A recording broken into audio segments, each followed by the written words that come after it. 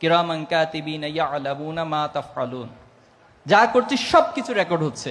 হয়তো আমার বাবা দেখেন না আমার অনেক কিছু, আমার মা দেখেন না, আমার শিক্ষক দেখেন না, কিন্তু কিরামান কাতিবিন সেটা অটোমেটিক রেকর্ড করছে এবং আল্লাহ তাআলা সব সময় আমাকে দেখছেন।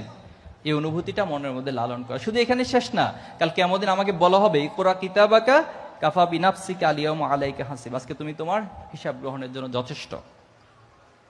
এবং যখন মানুষ হিসেবে আমরা নিজেকে ডিফেন্স করার চেষ্টা করবো, আমরা বলবো যে আল্লাহ আমি তো এটা করি নাই, এটা আমার নামে ভুল লেখা হয়েছে, তখন আল্লাহ তাআলা আরেকটা আয়াত দিয়ে সেটাকে বলবেন যে আলিয়াউমা নাখতিমু আলা আফওয়াহিহিম ওয়া তুকাল্লিমুনা আইদিহিম ওয়া তাশহাদু আরজুলুহুম বিমা কানু ইয়াকসিবুন।